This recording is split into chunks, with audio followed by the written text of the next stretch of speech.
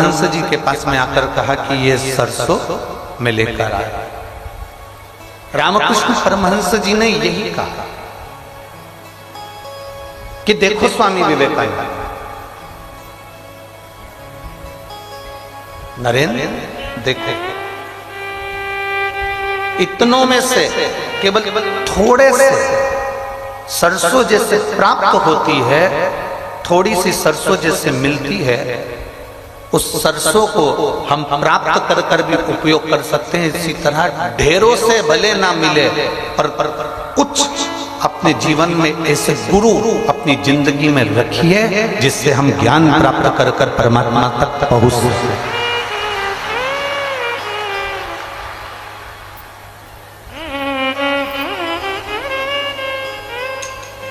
उन्हीं पूज्य गुरुओं में गीता मनीषी परम पूज्य ज्ञानानंद जी महाराज जी कि हम ऐसे गुरुओं की शरण में रहें जिससे हमारी जीवन की एक आनंदता हमें परमात्मा के चरणारविंद तक लेकर चली।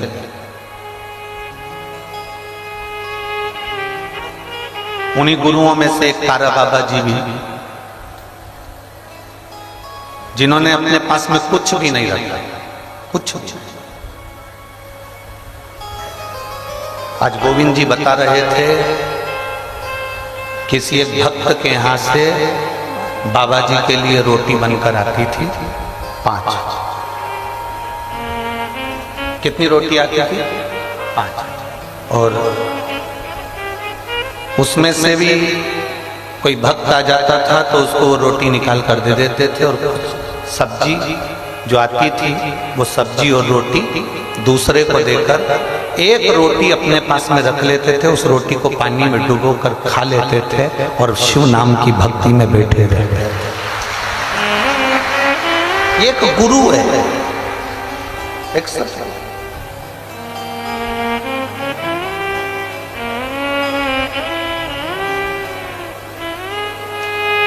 और आप लोगों को तो प्रसन्न होना चाहिए।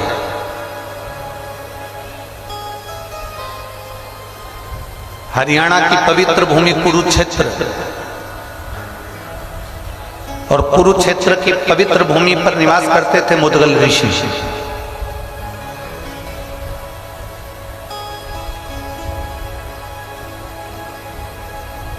जिन मुदगल ऋषि ने शिव भक्ति को अपने जीवन में ऐसा उतारा कि उनके बेटे, उनकी बहू, उनकी पत्नी भी शंकर की भक्ति में रमी रहती थी।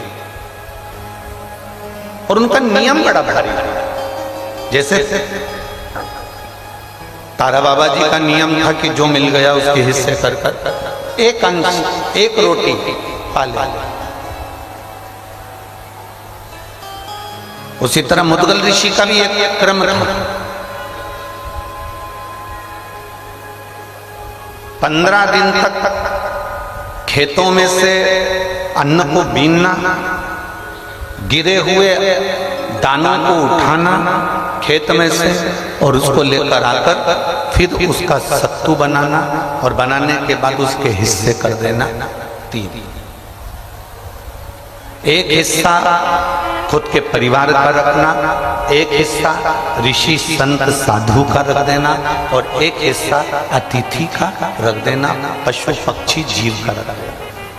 ये मुदगल ऋषि का एक नियम था।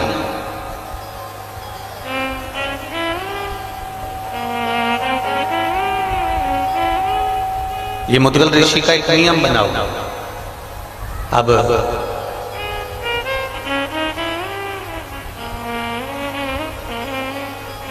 15-15 दिन में जो इकट्ठा होता था उसको 3-3 दिन में थोड़ा सा भोजन करते थे। 3 दिन का नियम था, 3 दिन में ही केवल अन्न का भाग ग्रहण करते थे मुदगल बाबा।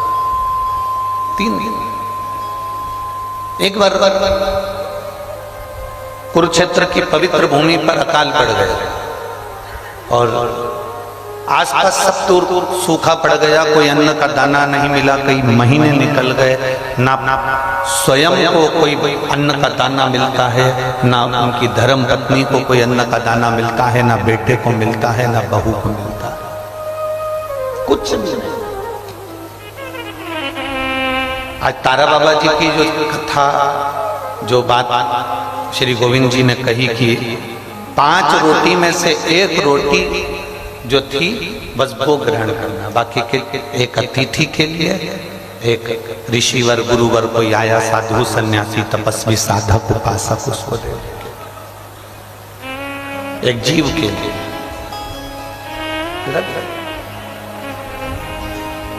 मुद्गल ऋषि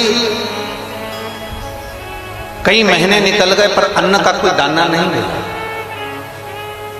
अपनी भक्ति में रमे हुए हैं, भगवान का गुणगान कर रहे हैं, शिव नाम का जाप कर रहे हैं, भगवान की भक्ति में डूबे हुए हैं, भगवत नाम का स्मरण कर रहे हैं, दिन भर बैठकर भगवत चर्चा कर रहे हैं, उसके सिवाय कुछ नहीं।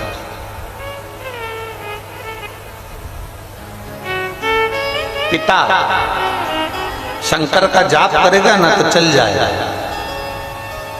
पत्नी पति के पीछे चलती है, इसलिए पति को जाप करता हुआ देखेगी ना तो शंकर की भक्ति में डूब जाएगी, चल जाएगा। बेटा अपने माँ बाप को भक्ति में डूबा हुआ देखेंगे ना तो भक्ति करेंगे तो चल जाएगा। पर बहू जो दूसरे के घर से आती है, उसको 3 महीने तक लगातार एक अन्न का निवाला ना मिले तो चलेगा? जम के तो बोलो, चलेगा?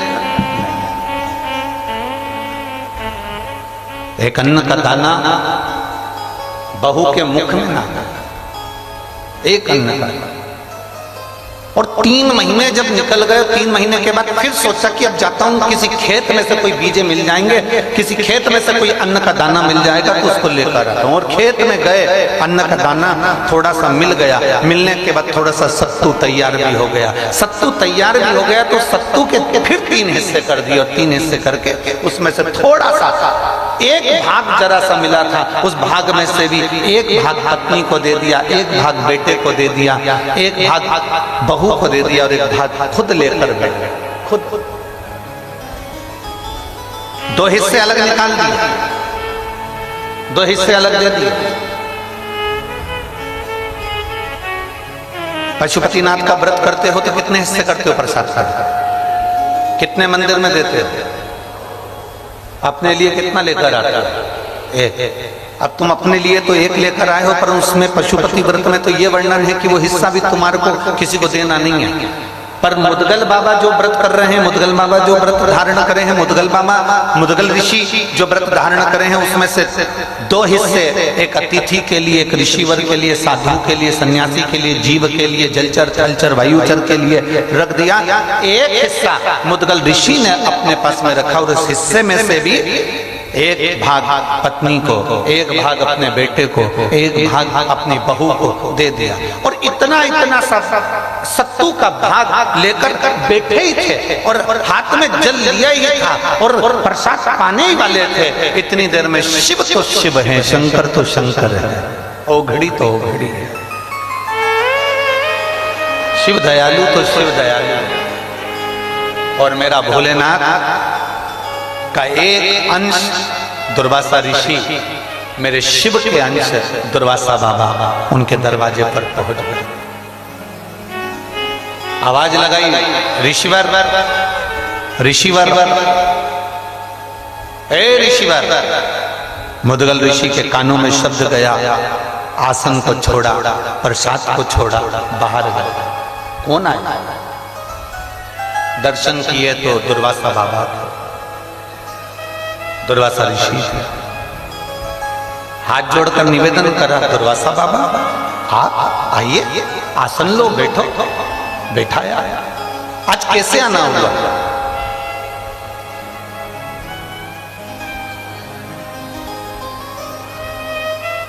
बहुत भूख लग रही है, दुर्वासा ऋषि ने कहा, और पेट भरा नहीं है, भूख लग रही है, जल्दी से मुझे भोजन दे दो।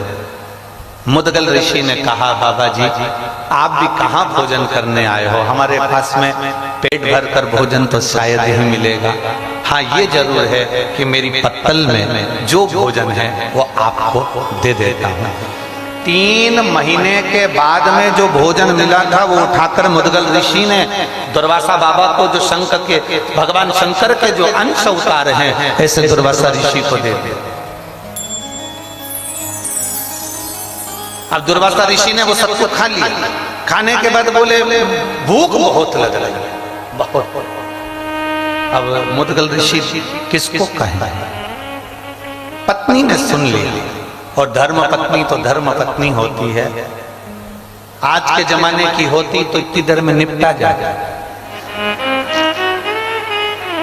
अगर मान लो आज के समय की होती ना, तो उसको मालूम है कि दुर्वासा ऋषि आए और इन्होंने अपना दे दिया, अपने को भी अपना देना पड़ेगा, तो उससे पहले खा जाए। पर धर्म पत्नी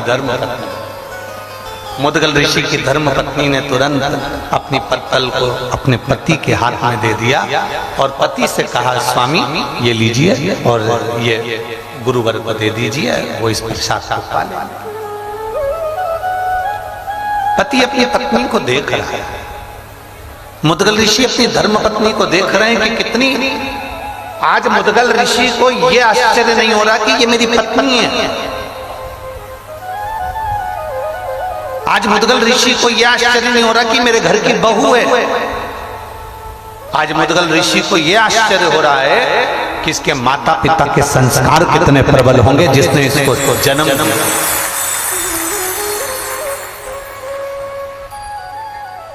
ये माता पिता के संस्कार कितने प्रबल होंगे जिसने इसको जन्म दिया और जिसने इसको ज्ञान दिया, इतना प्रबल ज्ञान जो देकर भेजे हैं। और पत्नी ने तुरंत पत्तल को दिया। मुद्गल बाबा ने वो पत्तल ले जाकर दुर्वासा ऋषि को दी। दुर्वासा बाबा ने वो पत्तल को भी, उसमें से भी सामग्री को, सत्तू को लेकर फेंका। अब दुर्वासा जी ने जैसे ही सत्तू को फांका, सत्तू को खाया, खाते से दुर्वासा ऋषि फिर बोले, अरे मुद्गल ऋषिवर पेट नहीं भरा, बहुत भूख लग रही है, बहुत, कुछ करो व्यवस्था। मुद्गल बाबा ने तो कुछ नहीं बोला, पर बेटा देख रहा था। जब पिताजी ने अपना भोजन दे दिया, माँ ने अपना भोजन दे दिया, तो बेटे ने भी कहा, पिताजी आप चिंता मत करो, ये पत्तल लीजिए और दुर्वासा बाबा को दे दीजिए। बेटे ने पत्तल दे दी, दुर्वासा ऋषि के पास में पहुंचे। दुर्वासा ऋषि उसको भी खा गए, उसको भी पा गए। और दुर्वासा ऋषि ने जैसे प्रसाद पाया, पाने के बाद में अब फिर दुर्वासा ऋषि ने कहा, बहुत भूख लगी,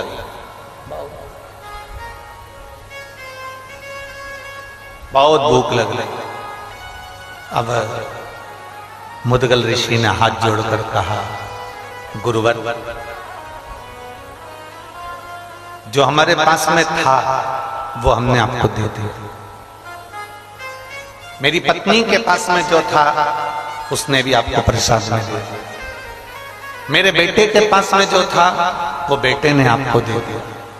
पर मुद्गल ऋषि तो कह रहे थे और दुर्वासा जी नैनों से इशारा कर रहे थे कि बहू के पास है, अभी प्रसाद रखा। परीक्षा कैसी लेता है भोलेनाथ। हमने पहले भी कथा में कहा, दुख जब भी आता है ना, तुमको निखारने के लिए आता है। तकलीफ जब भी मिलती है ना, तुमको अच्छा बनाने के लिए मिलती है। हमने पहले कथा में कहा, एक रेस का घोड़ा रेस में खड़ा होता है, उसका मालिक उस पर बैठ जाता है। घोड़े को नहीं मालूम कि मुझे रेस में खड़ा करा है, घोड़े को नहीं मालूम कि मुझे दौड़ना है, घोड़े को नहीं मालूम कि मुझे रेस में जीतना है। बस घोड़ा खड़ा है और मालिक उस पर बैठकर कोड़े से कोड़ा मारते जाता है, पिन चुभाते जाता है, मारता है, पिन चुभाता है, मारता है, पिन चुभाता है। घोड़े को बहुत तकलीफ होती है और इतनी तकलीफ घोड़े को होती है कि घोड़ा भागता है, इतना भागता है, दुनिया ताली बजाती है इसलिए कि घोड़ा आगे निकल रहा है। पर घोड़े से पूछा जाए कि तू भाग क्यों रहा है, तो घोड़े को समझ में आता है कि मुझे कष्ट इतना मिल रहा है कि मुझे दौड़ना पड़ रहा है। वो कष्ट के कारण वो दौड़, वो कष्ट इतना दौड़ा, इतना दौड़ा, इतना दौड़ा कि आखिरी में वो घोड़ा पहले नंबर पर आ गया, रेस में जीत गया। दुनिया ने सोचा कि रेस घोड़ा जीता है, पर घोड़े से पूछो वो रेस नहीं जीता है। घोड़े को तो जो मार पड़ रही थी, जो कष्ट मिल रहा था, जो तकलीफ आ रही थी, घोड़ा उस तकलीफ को झेलकर दौड़ रहा था, अपने कष्ट के कारण दौड़ रहा था। इतना दौड़ा कि आगे निकल गया और रेस में जीत गया। उसी तरह मेरा भोले बाबा जब तुम्हें दुख देता है, तकलीफ देता है, कष्ट देता है, तो समझ लेना तुम रेस के घोड़े हो और तुम्हें आगे निकालना है, इसलिए दुख दे रहा है। तुम रेस के घोड़े हो, तुम्हें आगे निकालना है, इसलिए वो कष्ट दे रहा है। तुम रेस के घोड़े हो, तुम्हें आगे ले जाना है, इसलिए वो तकलीफ दे रहा है। तुम रेस के घोड़े हो, तुम्हें दुनिया से अग्रण्य लेकर जाना है, इसलिए वो तुम्हें कष्ट प्रदान कर रहा है। उसमें हमें दुखी नहीं होना, उसमें हमें कष्ट नहीं लेना। मुदगल ऋषि ने सोच लिया कि ये भोलेनाथ जी जो आए हैं, दुर्वासा ऋषि जो आए हैं, ये साधारण नहीं है। आज जो कष्ट मिल रहा है ना, पहले तो अपने भीतर एक बात उतार लो। ऋषि का दर्शन, गुरु का दर्शन, संत का दर्शन, साधु का दर्शन, तपस्वी का दर्शन, साधक का दर्शन, किसी भगवान के भक्त का दर्शन, नदी, तालाब, बावड़ी, कुआं, कोई समाधि, कोई मंदिर, कोई देवालय, कोई शिवालय का दर्शन यदि होता है अपनी जिंदगी में, तो ये अंदाजा लगा कर रखना कि हमारे पूर्व के कोई पुण्य बहुत ज्यादा प्रबल हो गए होंगे, जो आज हमें संतों का दर्शन हो जाए। साधु जन, गुरुजन, तपस्वी जन, साधक जन जो हमको मिल रहे हैं, जो उनका दर्शन हम कर रहे हैं, कोई हमारे पूर्व का पुण्य बहुत प्रबल हुआ होगा, हमारे पुण्य का प्रबलता बनी होगी, तो हमको दर्शन का फल मिला। एक बच्चा गुल्लक भरता है, भरते जाता, जब उसको गिफ्ट की जरूरत पड़ती है तब तोड़ दो।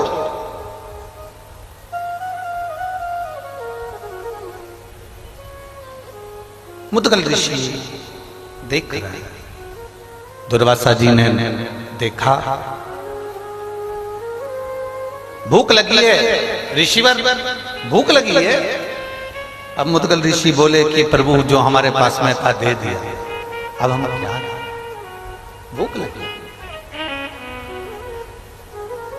मुदगल ऋषि ने अपनी बहू की पत्तल पर देखा, बहू का मुख नहीं, बहू की पत्तल पर देखा।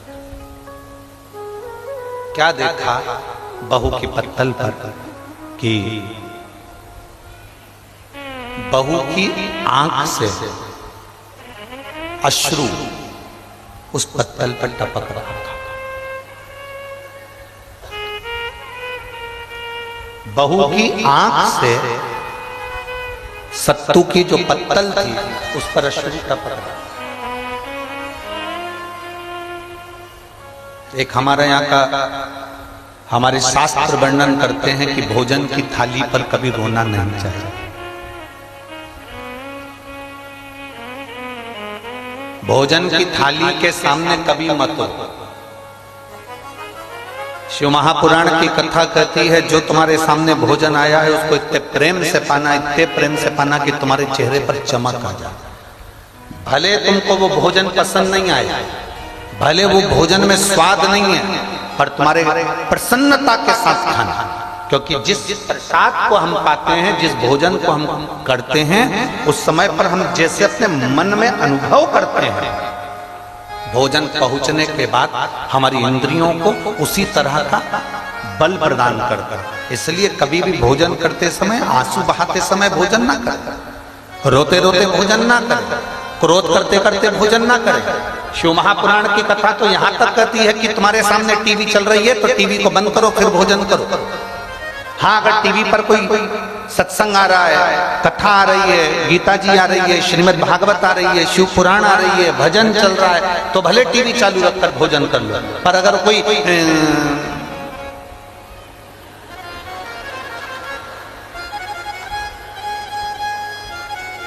भाभी जी घर पर है, और तुम टीवी चालू कर कर भोजन कर रहे हो, और भोजन करते करते तुम्हारा ध्यान उस टीवी पर बना हुआ है, तो तुम्हारी इंद्रियों के लिए वो श्रेष्ठ नहीं, तुम्हारी इंद्रियों के लिए वो ठीक नहीं। भोजन करो, रोते हुए भोजन नहीं। भोजन का बहुत बड़ा प्रमाण है, बहुत बड़ा है। कोई कोई हमारे भोजन करते समय हमारे सामने आ जाता है, घर पे आ जाता है। अब घर पर कोई भोजन करते समय आ गया तो तुम्हारे दो मन हो जाते हैं। एक मन से तो तुम कह रहे हो आओ साहब भोजन कर लो, और दूसरे मन से सोच रहा जाता क्यों नहीं। दो मन, एक मन से तो कह रहे हो कि भोजन कर लो, दूसरे मन से कह रहे हो कि जाता क्यों नहीं है। तो जो सामने बैठा है ना, सोफे पर, पलंग पर, कुर्सी पर, जमीन पर, उसके मन में ये प्रश्न खड़ा हो जाता है कि मैं रुकूं कि जाऊं। अब एक मन से तो तुम कह रहे हो भोजन कर लो, दूसरे मन से कह रहे हो कि जाता क्यों नहीं है। तो दो मन हो गए, वो दो मन में तुम खुद उलझ गए। अब उलझे यूं हो कि मैंने भोजन का बोल दिया और अंदर जाके देखा भी नहीं, और इतनी देर में वो उसने कह दिया हाँ साहब मैं तो भोजन करूंगा, और वो बैठ भी गया। अब तुम अंदर जाओ, फिर जो जगदम्बा है, चंद्रघंटा है, कुष्मांडा है, फिर उसका जरा मुंह देखना। पहले नहीं बोलते मैं ज्यादा लोगों का भोजन बना लेती, इतना सारा बना लेती, फिर चार चार लोग सामने आकर बैठ गए, इनको कहां से कराऊं, रोटी बनाना पड़ेगी, सब्जी बनाना पड़ेगी, ये बनाना पड़ेगा। इतने में पति बोला एक काम कर, मैं अपनी थाली उठा कर लाता हूं, उसमें जो जो रखा है तो वो दे दे। ए देवी थोड़ी देर चुप हो, तेरे हाथ जोड़। अब जो बाहर बैठा है ना वो भी उलझा हुआ है, खाऊं कि नहीं, क्योंकि अंदर जितने हैं ना वो सब खिलाने के पक्ष में नहीं है। और जो खा रहा था तो वो तो झूठे मुंह तो बोलना ही पड़ेगा ना कि लो साहब भोजन करो साहब, तो मन इसका भी नहीं था, पर बोला है खाओ, और उसका मन था कि मैं खाऊं, अब वो भी उलझा था। वो इंद्रियों के लिए श्रेष्ठ नहीं है, वो इंद्रियों के लिए ठीक नहीं है। शिव कथा कहती है, मेरे भोले बाबा जब प्रसाद ग्रहण करने बैठते थे, आकड़िया की रोटी बनाई, काकड़िया की साग, और पर से माता पार्वती जी पावे भोलाना, मन शिव रटोरे, छोड़ दो कपट मन शिव रटोरे। आकड़िया की रोटी बनाई, काकड़िया की साग, आकड़िया की रोटी बनाई, काकड़िया की साग, पर से माता पार्वती जी, पर से माता पार्वती जी पावे भोलानाथ, मन शिव रटोरे, छोड़ दो कपट मन शिव रटोरे, मन शिव रटोरे, छोड़ दो कपट मन शिव रटोरे। भगवान शिव की कथा कर रही है। पार्वती जी जो बनाती मेरे भोले बाबा उसको प्रेम से पा, मेरे शंकर भगवान उसको प्रेम से ग्रहण कर। और महाराज लगन तुमसे लगा बैठे, जो होगा देखा जाएगा। एक बार जोरदार ताली बजाकर पूज्य गुरुदेव।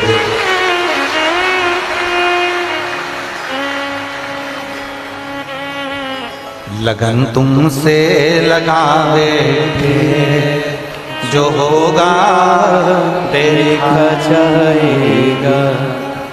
तुम्हें अपना बना बैठे, जो होगा देखा जाएगा।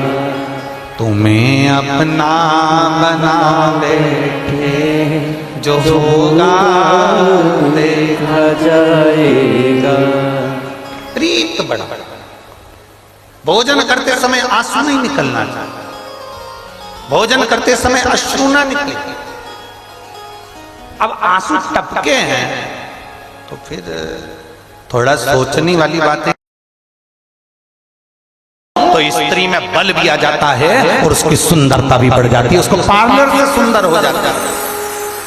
जितनी पार्लर में सुंदर नहीं हो सकती उतना बस पति इज्जत से बात करे, पति सम्मान से बात करे।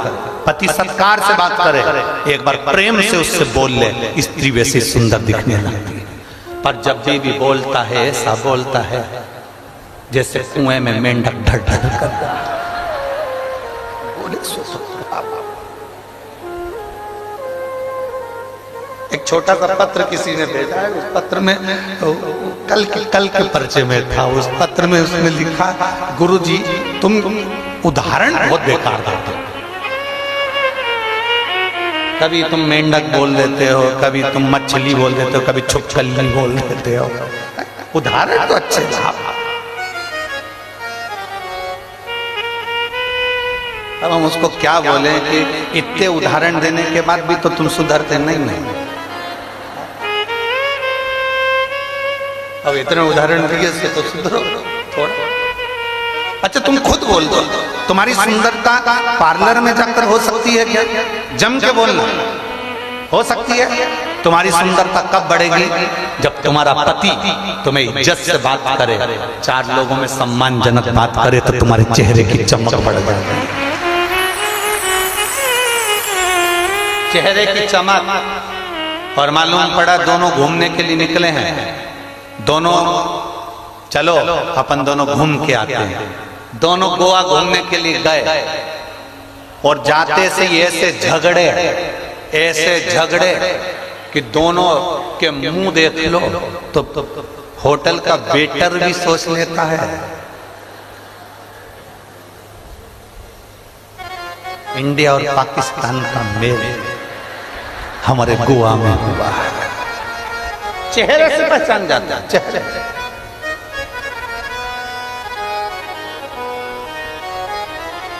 चेहरे से पहचान जाता है कि ये साधारणता नहीं।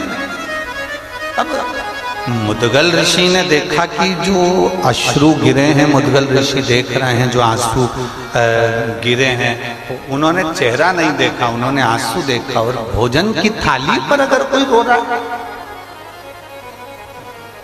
भोजन की थाली पर अश्रु गिर रहा है, बड़ी सोचनीय बात है। बहुत सोचना पड़ेगा कि आखिर भोजन की थाली पर कोई रो रहा है तो क्यों,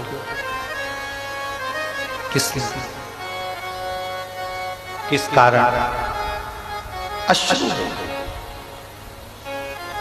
और जब भोजन की थाली पर अश्रु देखे, जब भोजन की थाली पर आंसू देखे, तब उस बहू के रोने का कारण केवल आंसू से पहचान गए मुदगल ऋषि की बहू की आंख में से जो आंसू गिरा है। इतने साल मेरी बहू को आए हुए हो गए, 3 दिन में एक बार इसको भोजन मिलता था तो इसके मुख से आवाज नहीं आई, इसके मुख से आवाज नहीं आई। 3 महीने में भोजन मिला तो इसके मुख से आवाज नहीं आई, भूखी रही तो इसके मुख से आवाज नहीं आई। पर आज भोजन की थाली में अगर ये रो रही है तो इसका कारण क्या? तब मुदगल ऋषि ने उस अश्रु पर ध्यान लगाकर देखा तो मुदगल ऋषि ने जाना कि वो आंसू इसलिए निकले थे कि अगर ये एक हिस्सा सत्तू का बच जाता तो इस हिस्से से मैं अपने सास ससुर और पति को खिला देती और मैं भूखी रहती।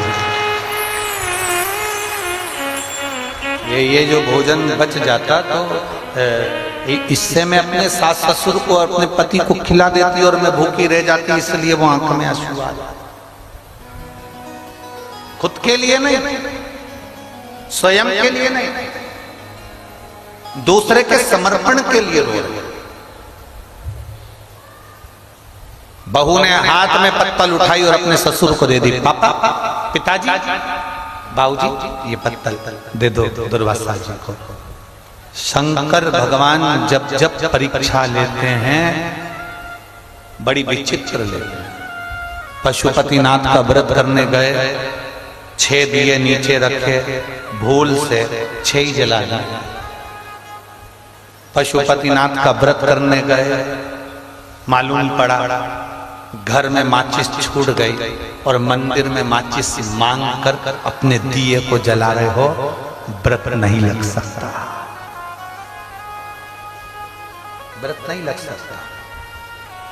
शिव महापुराण में पशुपतिनाथ के व्रत में तो यहां तक लिखा है कि अगर बेटी मायके में पशुपतिनाथ का व्रत कर रही है तो ससुराल में जिस घर में उसको दिया गया है, कन्यादान हुआ है, उस घर के अन्न से या उस घर के धन से पशुपतिनाथ का व्रत करे। मायके के अन्न और धन से पशुपति व्रत भी नहीं होगा। आप किसी के यहाँ रिश्तेदार में गए हो, शिव महापुराण की कथा में पशुपतिनाथ के व्रत का विधान बताया कि आप किसी के घर में गए हो और आपका पशुपति व्रत है, तो शिव पुराण की कथा कहती है शादी में गए, फंक्शन में गए, कहीं कार्यक्रम में गए, आप उस व्रत को मत करो, छोड़ दो, अगले व्रत को करना। पर किसी के यहाँ के अन्न से, किसी के यहाँ के सामान से पशुपति व्रत नहीं करना। कितना सुंदर बात आज लोगों के समझ में आई है। क्या पहले तुम शंकर जी को मंदिर में जल नहीं चढ़ाते थे? बोलो जम के बोलो जरा। चढ़ाते थे कि नहीं चढ़ाते थे? जम के बोलो जरा। चढ़ाते थे। शिवरात्रि या सोमवार को शंकर के मंदिर जाते थे कि नहीं जाते थे? जाते थे। जल चढ़ाते थे? चढ़ाते थे। अब तुम जल चढ़ाते थे, मंदिर जाते थे, पूजन करते थे, आराधना करते थे, सब कुछ करते थे, फिर भोले बाबा क्यों नहीं सुनता? और जब से तुमने शिव महापुराण की कथा सुनना चालू करी, एक लोटा जल चढ़ाते हो और भोलेनाथ जी तुम्हारी सुन लेता है। उसका कारण क्या है? कारण क्या है?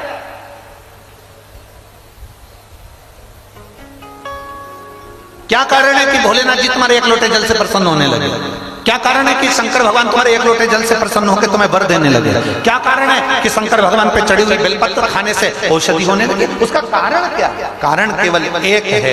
अभी तक तुम जो जल चढ़ाते थे, मंदिर का लोटा उठाकर मंदिर का ही पानी भरकर शंकर जी को चढ़ा देते थे। अब अपना लोटा, अपना पानी अपने घर से लेकर जाते हो, अपना समर्पित करते हो, तो बाबा भी तुमको खूब प्रदान अपना।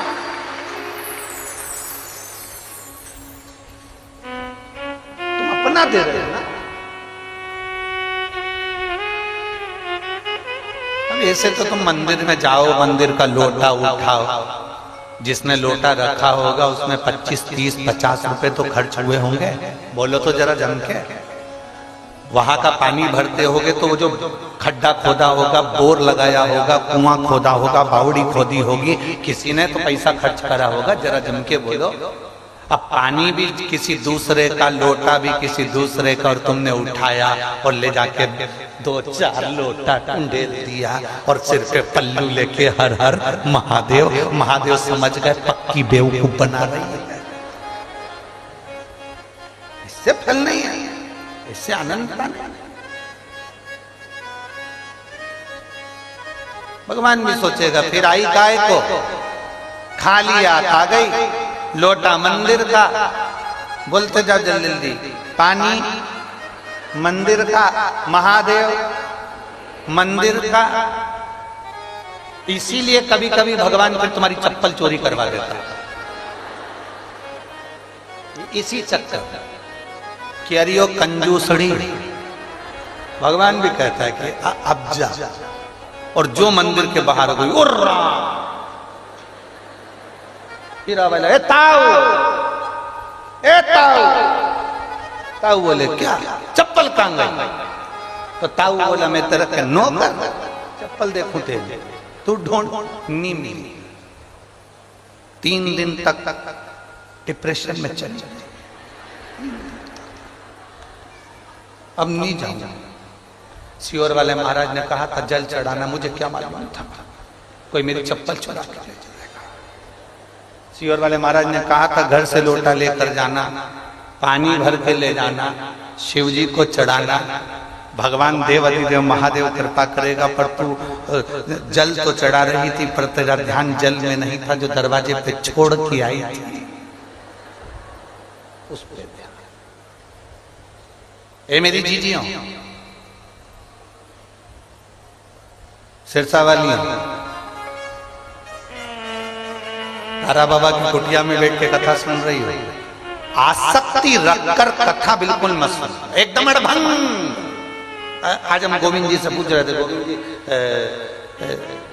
आप शाम के समय यहाँ इतने शिव भक्त आए हैं, रात्रि को पंडाल में रुकते हैं, सब भजन गाते हैं, खूब झूमते हैं, खूब नाचते हैं, सिरसा वालों का सौभाग्य है। तुम जितने पुरुष दुकानों पर बैठते हैं, हम उनसे निवेदन करेंगे अगर तुम दिन में कथा में नहीं आ सकते तो रात में आकर इन शिव भक्तों का दर्शन जरूर करना। रात में आओ, शंकर के इन भक्तों का दर्शन करो।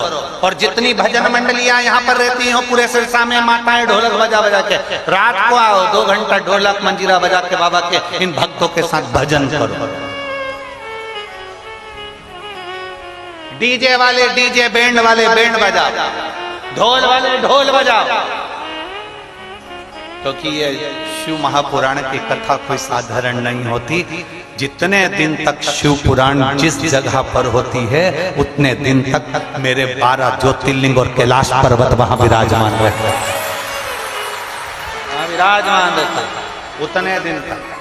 और तुम्हें 7 दिन में से 1 या 2 दिन मेरे भोलेनाथ तुमको ऐसा महसूस कराएंगे जैसे हल्की हल्की पानी की बूंदें गिर रही है, ठंड लग रही है, ऐसा लगेगा कोहरा गिर रहा है, बादल छाए हैं, ऐसा महसूस होगा जैसे हम कैलाश पर्वत की यात्रा कर रहे हैं, केदारेश्वर और केदारनाथ, और हम अमरनाथ जा रहे हैं। 7 दिन में दर्शन करा, 7 दिन लीला का दर्शन वो करा।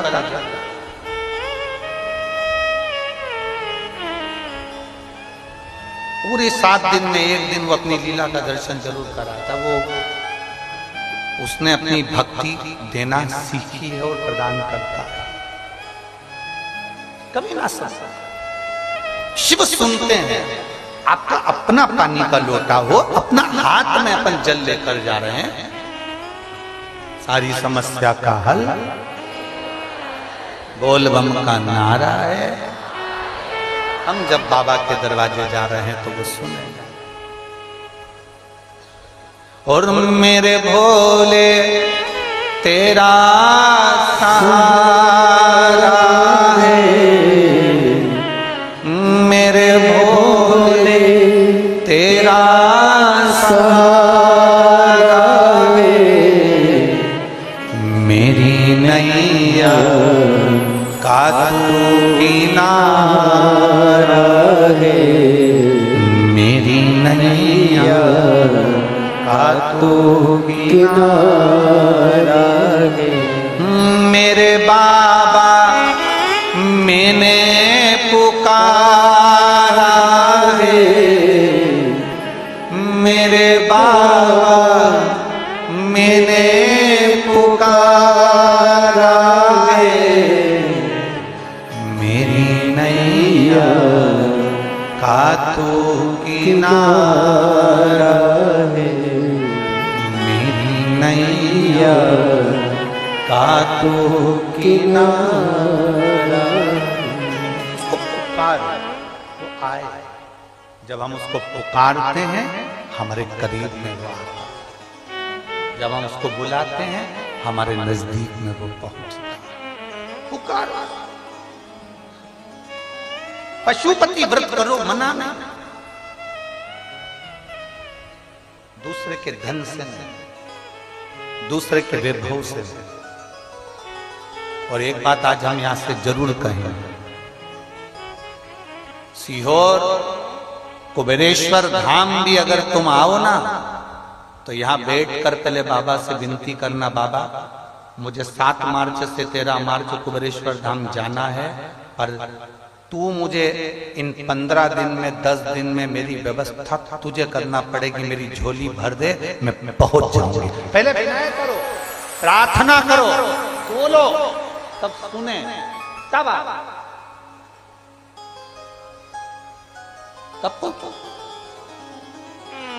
अब विनय तो करो, अब बोलो तो।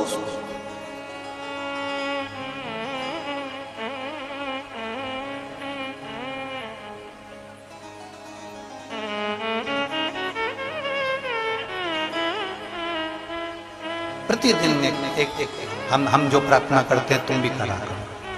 मालूम है प्रार्थना हम जो बोलते हैं भोलेनाथ जी से, यहाँ आने से पहले हम शंकर जी से बस केवल 2 बात बोल कर आते थे। बाबा, याद है आपको, स्त्री की गोद और पुरुष जेब कभी खाली मत रखना। बस इतनी। मेरे भोले बाबा, स्त्री की गोद कभी खाली मत रखना। उसको 30 साल 35 साल 40 साल भी अगर संतान नहीं हुई है तो मेरे शंभु शिव महापुराण की कथा को अगर वो सुनने के लिए बैठा है, ऐसी कृपा करना कि उसकी गोदी में लाल जरूर देना। ऐसी कृपा। पुरुष की जेब खाली ना रखना, उसकी जेब कभी खाली मत रखना।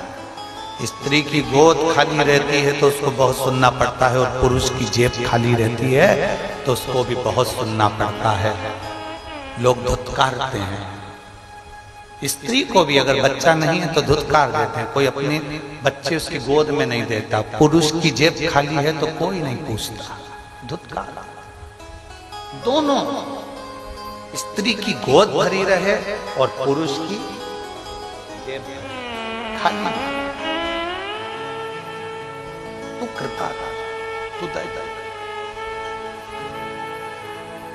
और कृपा की ना होती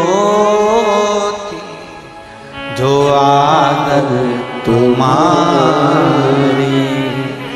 तो सोनी रहती अदार तुम्हारी।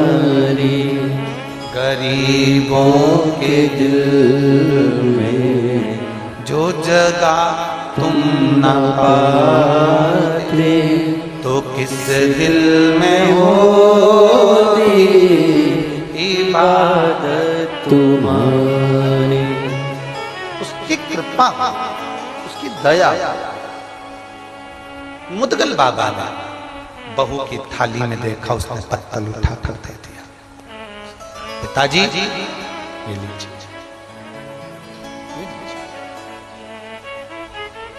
थाली दुर्वासा बाबा को दिया।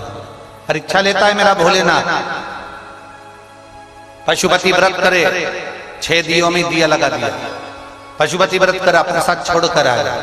माचिस घर रह गए, पूजन का सामान रह गए। कभी कभी थाली रखी थी सुबह की पूजन की, उसको किसी ने धो दिया।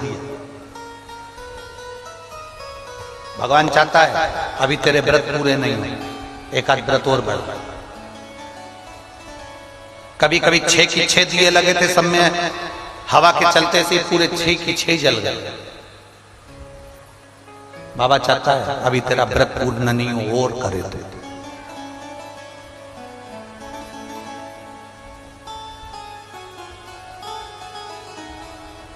इतनी जल्दी पूर्णता नहीं हुई। अब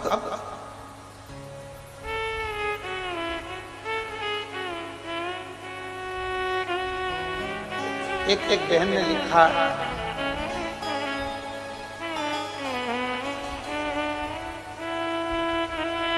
मेरा नाम मीनाक्षी सोनी है, हम अक्षयगढ़ राजस्थान से हैं।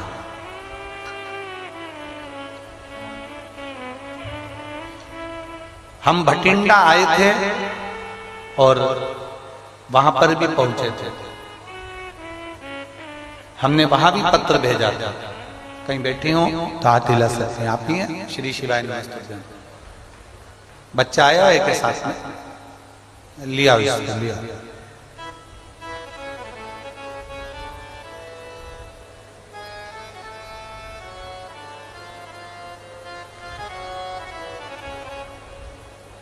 गुरुदेव, बेटी तो थी हमारी, पर हमारे घर में पुत्र की प्राप्ति नहीं थी। आए दिन लोग ताना देते थे, अपशब्द कहते थे। कथा सुनकर हमने शिव मंदिर जाना चालू करा, शंकर जी को जल चढ़ाना प्रारंभ करा, तो लोग कहते थे क्या भोलेनाथ पुत्र दे देगा क्या? तेरे भाग्य में पुत्र है ही नहीं। हमने पहला पशुपति व्रत करा, सफल नहीं हुआ। दूसरा पशुपति व्रत करा, सफल नहीं हुआ। तब हमने पशुपति व्रत छोड़े नहीं, बाबा से हमने रुककर फिर पशुपति व्रत करा, और बाबा की कृपा से मेरे घर में पुत्र रत्न की प्राप्ति हुई। मैं बाबा को प्रणाम करने लगा। गुरुदेव, दुनिया बड़ी विचित्र है, शब्द के बाण बहुत छोड़ते। मेरी जीजी ये संसार है ही ऐसा जिसमें समझना मुश्किल है। समझना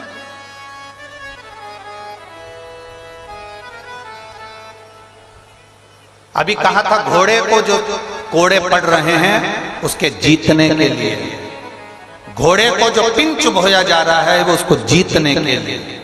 और आपके ऊपर अगर कोई अपशब्द कह रहा है, कई लोग कहेंगे शंकर जी को जल चढ़ाने से क्या होता है, बेलपत्री खाने से क्या होता है, शिव जी की आराधना करने से क्या होता है। एक पत्र और है, देखिए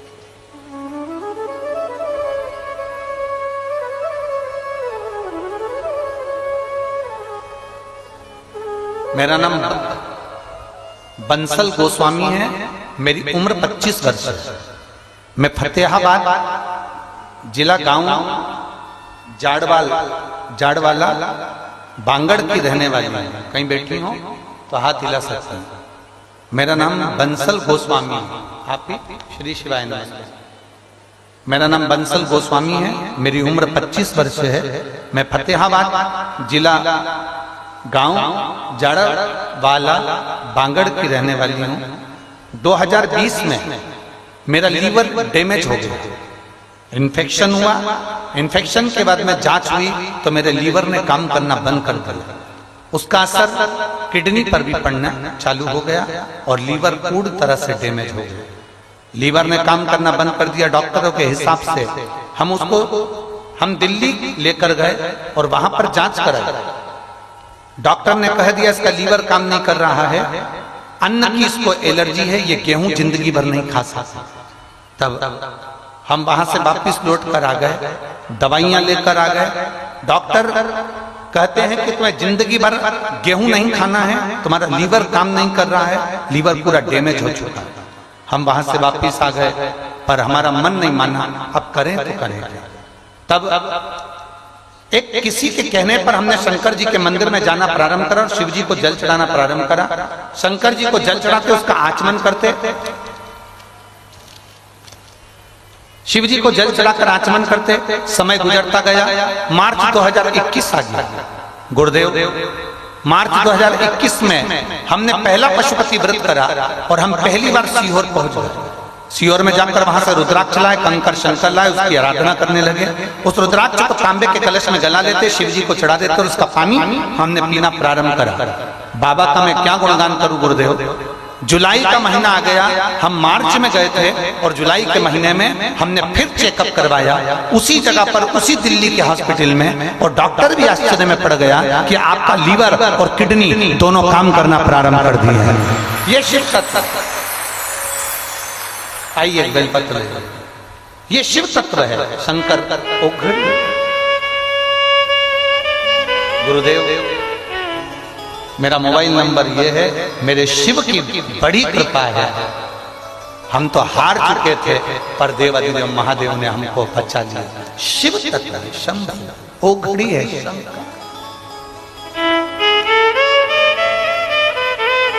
कल आज हमारे गोविंद जी बता रहे थे, उन्होंने भेजा था।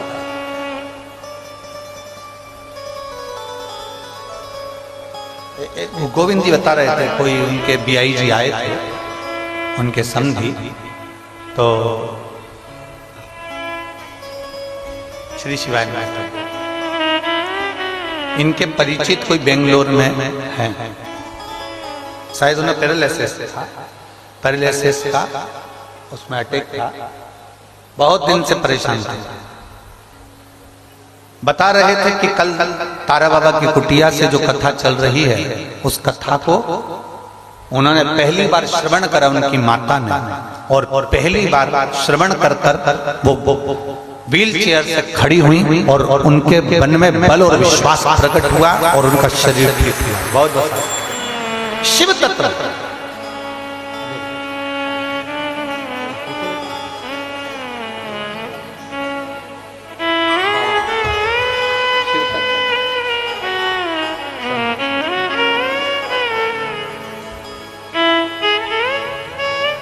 दिल से अगर श्रवण कर रहे हो, दिल से अगर मांगा है तो उसमें दिल से जितने विश्वास के साथ शिव महापुराण की कथा को सुनते हो, उतने विश्वास से मेरा देवाधिदेव महादेव तुम्हारी झोली भरता है, उतने विश्वास।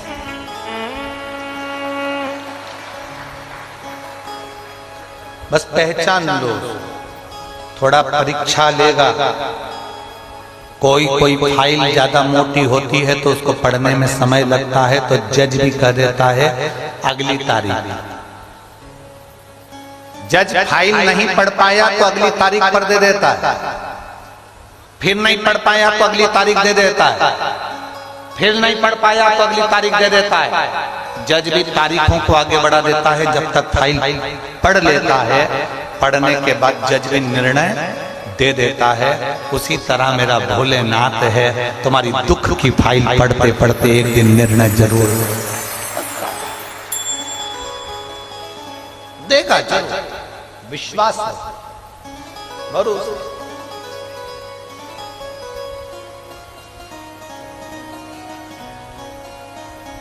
विश्वास नहीं टूटना चाहिए। कितने लोग हैं जो शंकर जी को रोज जल चढ़ाते हैं? हाथ उठा, सभी हो, रख लो, रख काफी दर्द। जाना चाहिए प्रतिदिन अपने घर से निकलकर हाथ में जल का पात्र लेकर अपने बच्चों से भी कहो कि एक लोटा जल चढ़ा। अपने घर के बहु बच्चों को भी बोलो, पति को भी बोलो, एक लोटा जल चढ़ा।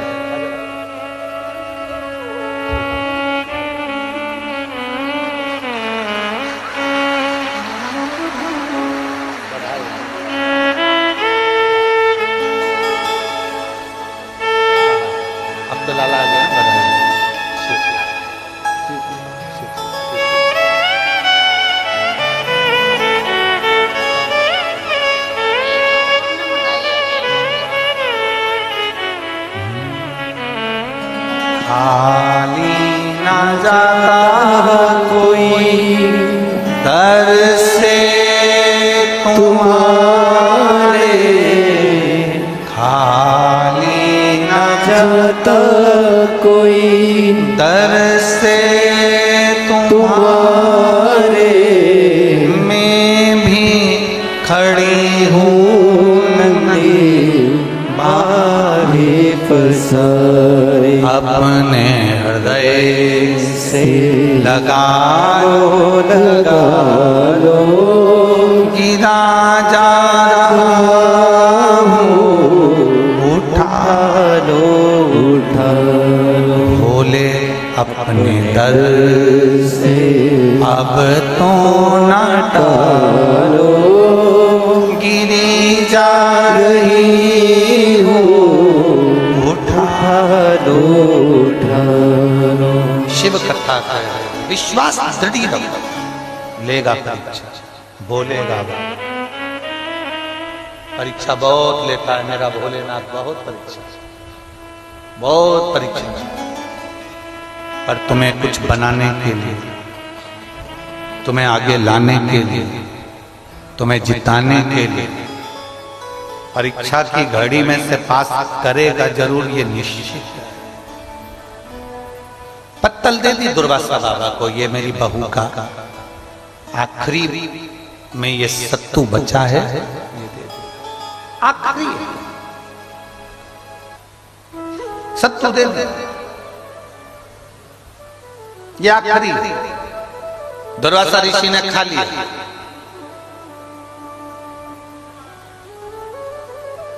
मुदगल ऋषि ने बहू का चेहरा नहीं देखा था, पर दुर्वासा जी ने बहू का चेहरा देखा।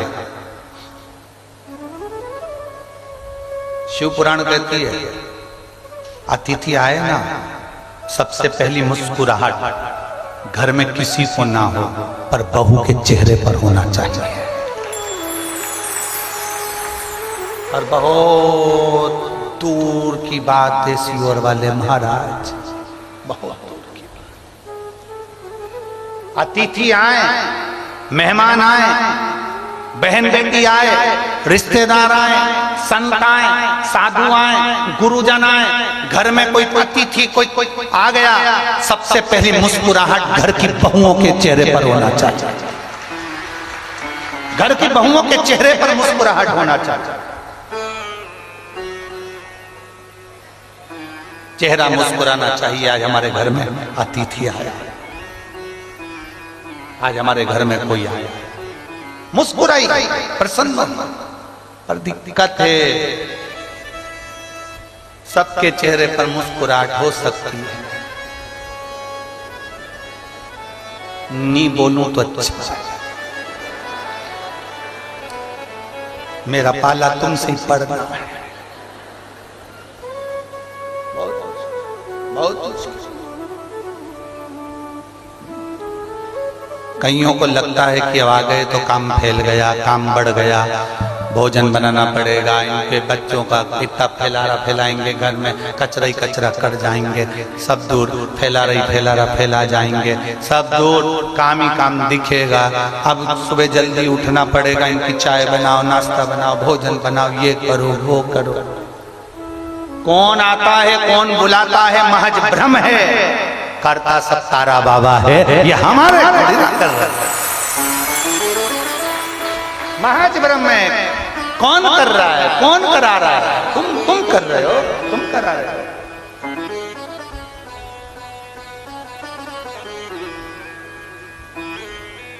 भ्रम है, भ्रम।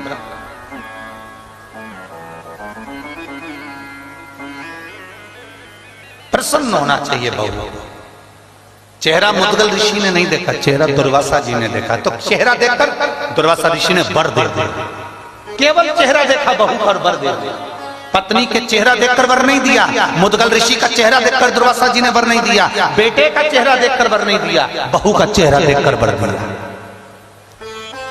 और अतिथि के आने पर, मेहमान के आने पर, मौसी काका बुआ फूफा के आने पर, ननंद के आने पर, नंदोई के आने पर, रिश्तेदारों के आने पर जब बहू के चेहरे पर प्रसन्नता होती है, तब देवता भी फूल बरसा कर वर देकर जाते हैं कि तूने सम्मान माना।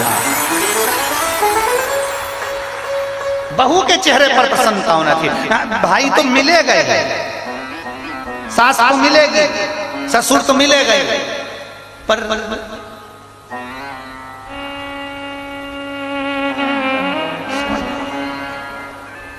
मिलना किसको है? जिस सास के जाने के बाद जिससे पाला पड़ने वाला वो सम्मान करेगी ना, तो एक चेहरे पर रौनक का, एक आनंद का। दुर्वासा ऋषि ने पत्नी का चेहरा देखकर वर नहीं दिया, मुद्गल ऋषि का चेहरा देखकर दुर्वासा जी ने वर नहीं दिया, उनके बेटे का चेहरा देखकर दुर्वासा जी ने वर नहीं दिया, बहू का चेहरा देखकर, और बहू का चेहरा देखकर वर दे दिया।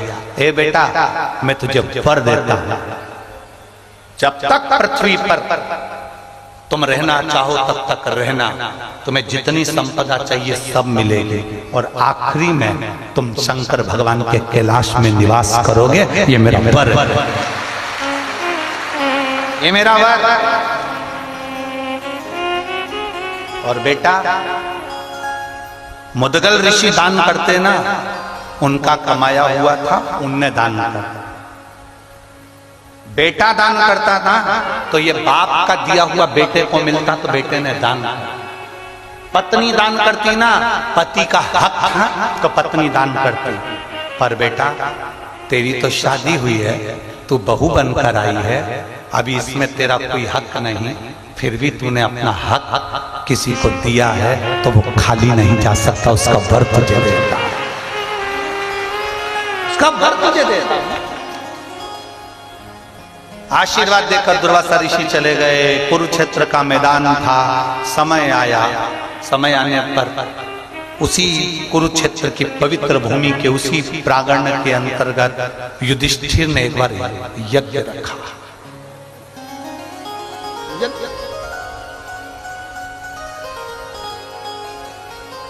एक नेवला, एक नेवला अपने जंगल में से निकल कर आया, दुर्वासा ऋषि की कुटिया में चले गया। दुर्वासा ऋषि की कुटिया में जहां गए थे, वहां पर जो दुर्वासा जी ने सत्तू खाया था, बहू ने जो सत्तू दिया था, उस सत्तू को उठाने में और खाने में 2-4 कण जो नीचे गिर गए थे, उस कण को उस नेवले ने खा लिया। खाते से ही उसका आधा शरीर सोने का हो गया। नेवले के समझ में नहीं आया कि मेरा शरीर आधा सोने का कैसे। किसी ऋषि के पास में नेवला पहुंच गया और ऋषिवर के पास में जाकर नेवले ने प्रार्थना करी, मेरा आधा शरीर मुद्गल ऋषि के घर में पड़े हुए सत्तू के 2 कड़ खाए थे और मेरा शरीर आधा सोने का हो गया। समझ में नहीं आ रहा, मेरा पूरा शरीर सोने का होना था, ये शरीर क्यों रह गया? तो ऋषि ने कहा, तुमने मुद्गल ऋषि के यहाँ से जो दान किया गया था वो दान इतना पवित्र था, उस पवित्र दान का अन्न तुमने पाया था, इसलिए तुम्हारा शरीर सोने का हो गया। अगर 2-4 कण और खाते तो तुम्हें उस पुण्य के कारण तुम्हारा पूरा शरीर सोने का हो जाता। अब मेरा आधा शरीर सोने का कब बनेगा? तो कोई पुण्यवान व्यक्ति अपने पुण्य दे रहा होगा तो सोने का हो जाएगा। युधिष्ठिर के यहाँ यज्ञ चल रहा था, नेवला वहां पहुंच गया। नेवले ने सोचा यहाँ यज्ञ हो रहा है, मैं लोट लगा लेता हूँ। लोट लगाया पर सोने का नहीं हुआ। युधिष्ठिर के यहाँ गया, उसने जो भोजन बनाया था उसको नेवले ने खाया पर सोने का नहीं हुआ। आखिरी में नेवला बहुत ठाके लगाकर हंस दिया मनुष्य की भाषा में। युधिष्ठिर को बुरा लग गया। युधिष्ठिर ने कहा, नेवले हमारे घर में आकर यज्ञ में लोट लगाकर हमारा खाकर तू हमारे ऊपर हंस रहा है, कारण क्या? नेवले ने कहा, तुम इतनी डोंडी पीट पीट कर कह रहे हो मैंने यज्ञ कराया, मैंने यज्ञ कराया, मैंने यज्ञ कराया, मैंने भंडारा कराया। अरे युधिष्ठिर, ऐसा यज्ञ कभी सफल नहीं हो सकता जिसमें तुमने जोड़ दिया कि मैंने कराया। अगर तुम बोलते कि कृष्ण ने कराया है, भगवान ने कराया है, तो सफलता मिलती, तो सफलता मिलती। गोपाल जी हमको बहुत अच्छा लगा यहाँ। एक चीज अच्छी लगी है गोपाल जी, आप विधायक हो इसलिए हम आपके मुंह पर हम ये बात नहीं कर रहे हैं, इसको सहजता में ना लीजिएगा। हम वैसे भी बोलते ही हम किसी का वर्णन नहीं करते, शिव का वर्णन इतना। पर एक बात अच्छी लगी वो हम कहना चाहेंगे। गोपाल जी, आपके मुख से, गोविंद जी के मुख से, चाहे आपके बच्चों के मुख से, हमें शाम को वो बेटा आपका दर्शन करा रहा था तारा बाबा की कुटिया का, और सब दर्शन आपके बच्चों के मुख से और आपके मुख से इस कथा के लिए एक बार भी ये नहीं निकला, भंडारे के लिए कभी ये नहीं निकला कि हम करा रहे हैं या मैं करा रहा हूं। जब भी हमने पूछा तो आपने एक ही शब्द कहा, तारा बाबा करा रहे हैं। ये शब्द बड़ा सुंदर।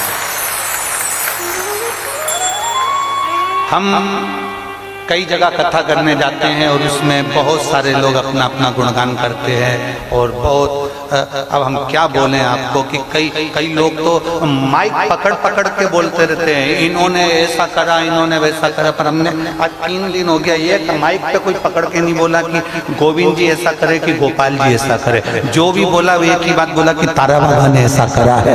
ये अच्छा। और यहाँ कई लोग सुनने वाले बैठे होंगे जो बाहर कथा सुनकर आए होंगे, उनने भी सुना होगा माइक पकड़ पकड़ के, भैया जी ने इतना कर दिया, भंडारा चला दिया, ये कर दिया। पर इस भूमि पर तारा बाबा की कुटिया में ये शब्द हमें सुनने को नहीं मिला, ये शब्द सुनने को नहीं मिला। इसकी बड़ी प्रसन्नता, बड़ी प्रसन्नता, दिल से, तहे दिल से आपको बधाई हमारी ओर से, बहुत बहुत। ये प्रसन्नता तभी, कौन आता है, कौन बुलाता है, कौन खाता है, कौन पीता है, सब करने वाला तो स्वयं क्या?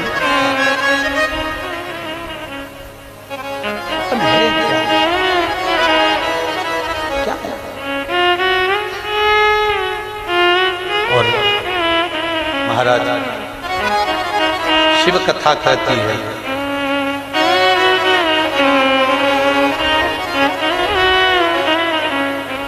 मेरा बीते जीवन सारा बाबा जी तेरे चरणों में, मेरा बीते जीवन सारा बाबा जी तेरे चरणों में, मेरा श्री शिवाय नमस्तुभ्यं, श्री शिवाय नमस्तुभ्यं, श्री शिवाय नमस्तुभ्यं, श्री शिवाय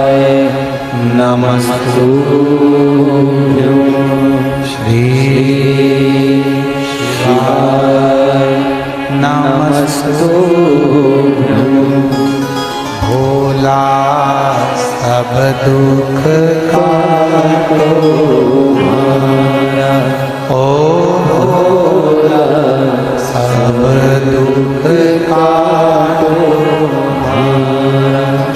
शिव शंकर जपो तेरी माला, भोले बाबा जपो तेरी माला, भोला सब दुख काटो तुम्हारा। ओ भोला सब दुख काटो तुम्हारा। वेश है मंगल मंगलकारी, वेश है मंगल मंगलकारी, शमशान वासी हमारा, शमशान वासी हमारा। ओ भोला सब दुख काटो तुम्हारा, ओ भोला सब दुख काटो। भगवान देव देव महादेव का चरित्र का शिव पुराण वर्णन कर रहे हैं। नेवले ने ज्ञान दे दिया युधिष्ठिर को। जब कुछ बटोरा ना हो, किसी संत के पास जरूर। बटोरने से मतलब ये नहीं है कि तुम्हें धन बटोरना है, संपदा बटोरना है। संत साधु गुरु का आशीर्वाद भी बटोरा जाता है।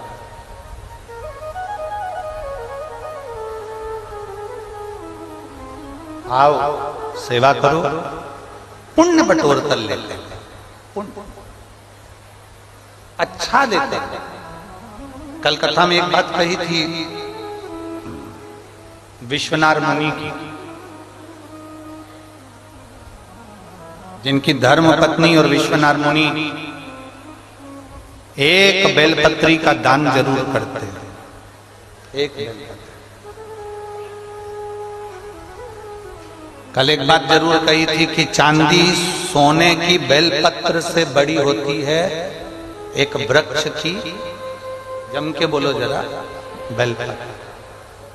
जो सोने चांदी की बेलपत्र भी सुख नहीं दे सकती, वो सुख मेरे शंकर भगवान को जो बेलपत्र प्रिय है वो बेलपत्र दे दे।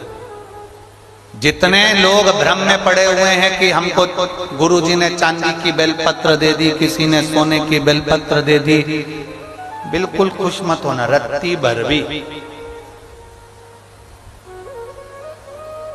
एक रत्ती के खुश मत हो कि तुम्हें चांदी की बेलपत्र मिल गई कि सोने की बेलपत्र मिल गई।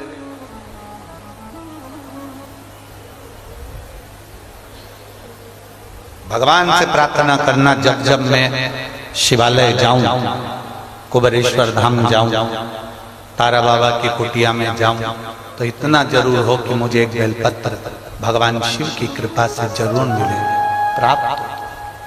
क्योंकि वो चांदी और सोने की वो कीमत का, भले वो चांदी की 500 रुपए की होगी, 1000 रुपए की होगी, सोने की 25-50 हजार रुपए की होगी। पर चांदी की बेलपत्र खा सकते हो क्या? नहीं खा जा। सोने की बेलपत्र खा सकते हो? नहीं। केवल एक बेलपत्र जो भगवान शंकर पर चढ़ी, औषधि का कार्य करी और हमारे शरीर से हमारे रोगों को, हमारी तकलीफों को, हमारे दुख को दूर करे, वो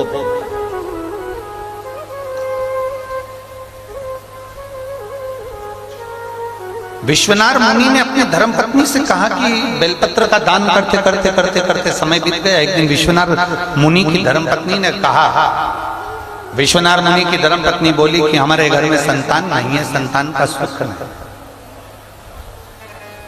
हमारे घर में औलाद नहीं है, संतान नहीं है। शास्त्र कहता है विश्वनाथ मुनि के यहाँ शादी के कई वर्ष निकल चुके थे, कई वर्ष, पर औलाद का सुख नहीं।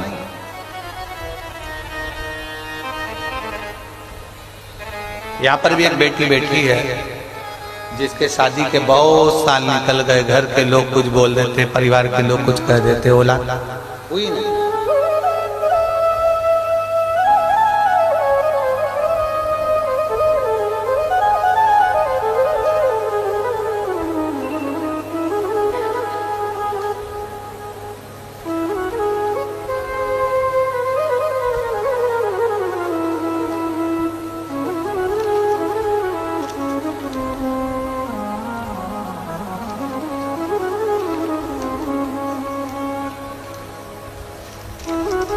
शंभो शरणे बड़ी मागू घड़ी रे घड़ी दुख काटो दया करी निदर्शन आपो।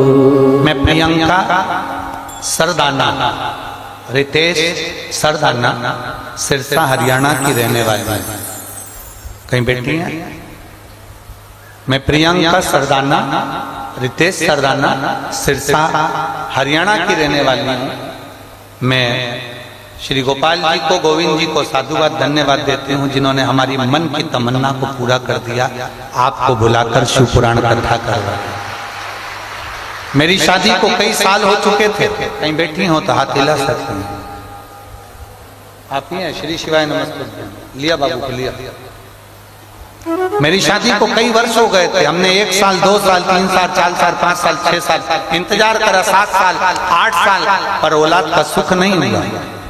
तब गुरुदेव,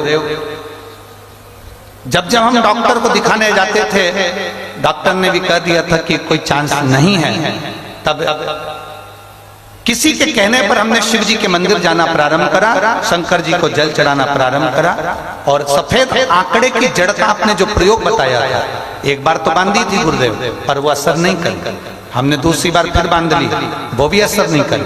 तब हमने तीसरी बार फिर सफेद आंकड़े की जड़ को लेकर आए, शिव जी पे से 21 बार घुमाकर तुम रुकेश्वर महादेव का नाम लेकर नंदी के पास खड़े होकर लाल धागे में उसको कमर में बांध लिया। हम दोनों पति पत्नी शिव जी को जल चढ़ाना प्रारंभ कर दिए। एक ही पात्र से जल चढ़ाकर उस जल को हम दोनों पी लेते।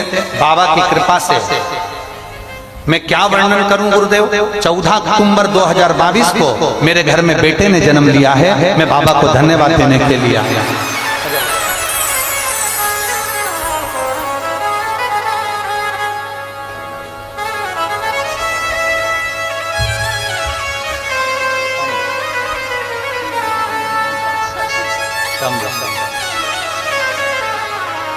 प्रणाम करो। ले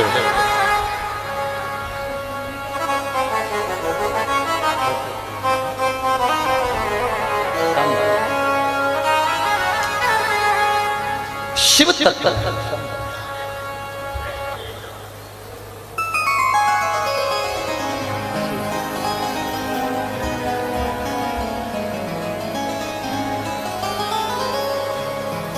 उस ओघड़ी का भरोसा, उस शंभू का विश्वास। उसने लिखा, गोविंद जी, गोपाल जी, आपको बहुत बहुत धन्यवाद। पत्र में, और एक पत्र नहीं है आपके लिए, वास्तव में आपने बहुत भागवत जी कराई है, राम कथा कराई है, आप पुण्यवान हैं, ये शिव कृपा है। पर आज पूरे सिरसा वालों के चेहरे पर, बोलो रे सिरसा वालों, सही है, सिरसा वालों के चेहरे पर अगर कोई खुशी की लहर लाकर दी है ना, उसके लिए बहुत बहुत धन्यवाद है। ये शिव पुराण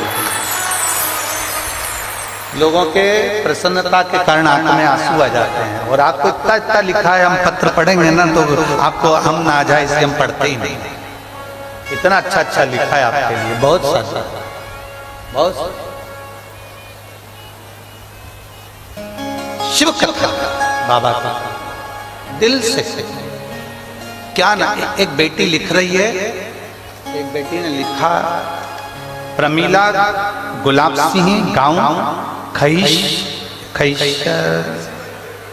है कैसरगढ़, ठीक है, तुम लोग समझ गए ना, बस बाकी का जान जाओ। कैसरगढ़ सिरसा की निवासी हूं। कहीं बैठी है, कहीं बैठी हो तो हाथ हिला सकती है। प्रमीला गुलाब सिंह 10 साल से सरकारी नौकरी की तैयारी कर रही थी गुरुदेव, पर लगी नहीं, हार गई।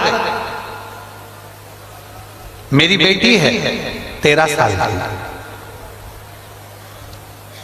वो कहती है मम्मी, वो सियोर वाला महाराज चिल्ला चिल्ला कर कहता है शंकर जी को 1 लोटा जल चढ़ा, तुम क्यों नहीं जाती हो? तो मैं कहती हूं 10 साल नहीं हुआ तो सियोर वाला क्या करेगा।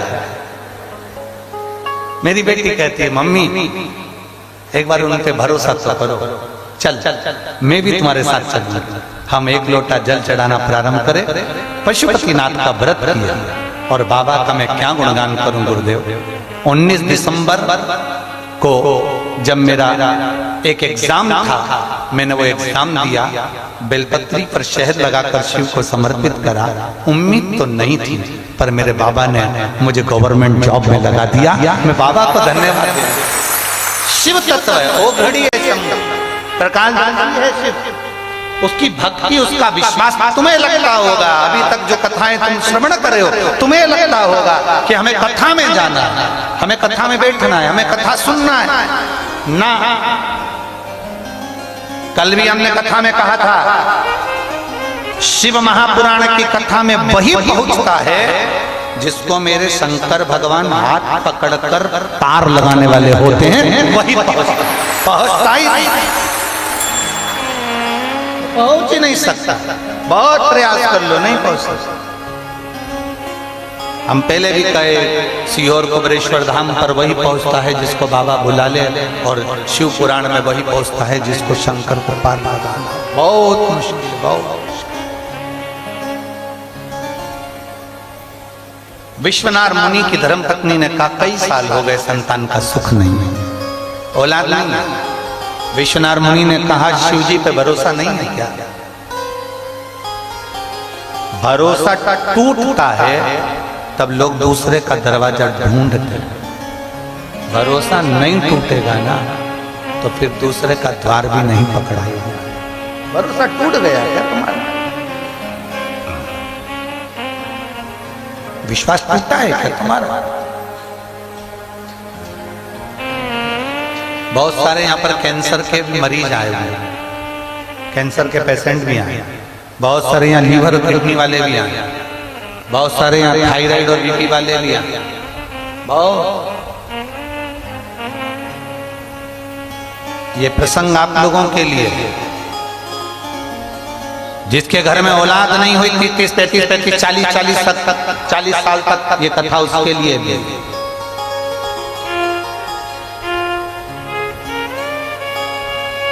कहा विश्वनाथ मुनि ने कहा कि तुम्हारा भरोसा नहीं है शंकर पर है, पर संतान का सुख नहीं। चलो एक शिव की आराधना करता वो देगा निश्चित।